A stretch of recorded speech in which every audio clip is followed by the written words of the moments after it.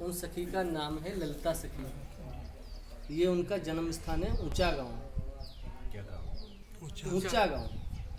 ठाकुर जी राधा रानी को लेकर के ब्रजवासियों के साथ में ब्रज 84 कोस की यात्रा कर रहे थे, जैसे आप लोग ब्रज परिक्रमा कर रहे हो। यात्रा के दौरान ब्रजवासी थक जाते हैं, बोले लाला बड़ी देर से यात्रा कर रहे हैं, बड़ी थकान हो गई है, कुछ क्षण या विश्राम करें। तो इस स्थान पर ठाकुर जी विश्राम के लिए ठहरे हुए थे। यहाँ एक ब्राह्मण था, तीर्थ का पुरोहित। बोला मैं यहाँ का ब्राह्मण हूँ, आप लोग यात्रा कर रहे हो तो मुझे दक्षिणा दो। बोला किस बात की दक्षिणा दें? कि जो लोग यात्रा करते हैं वो ब्राह्मण को दक्षिणा देते हैं, तभी यात्रा सफल होती है। ठाकुर जी हंसने लगे, बोले मैं तो सबकी यात्रा सफल करूँ, तो मेरी करोगे? बताओ क्या चाहिए? जो चाहिए वो मांग लो। ब्राह्मण कहता है मैं रोजाना का भिखारी नहीं हूँ, आज मांग रहा हूँ, देना होगा। वचनबद्ध हो गए कि जो आपके पास में सबसे प्रिय है वो मुझे दान में दे। अब ठाकुर जी के पास सबसे प्रिय क्या है?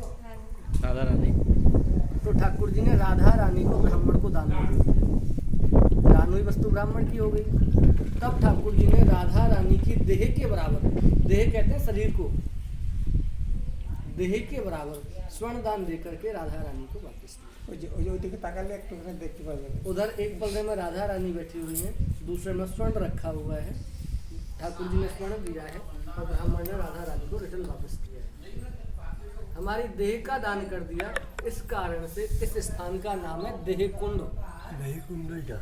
ये ठाकुर देह बिहारी जी का मंदिर है।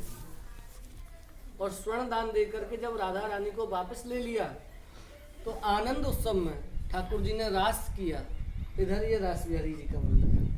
ये हकीकत है। समझ में आई नहीं आई? हाँ। और नहीं आई नहीं, तो नहीं। तुम्हारी बंगला भाषा में तो मेरे महाराज यहीं बताने के लिए। मैं तो ब्रजवासी हूँ, ब्रजभाषा में ही बोलता हूँ, क्योंकि ब्रजभाषा में मधुरता रहती है।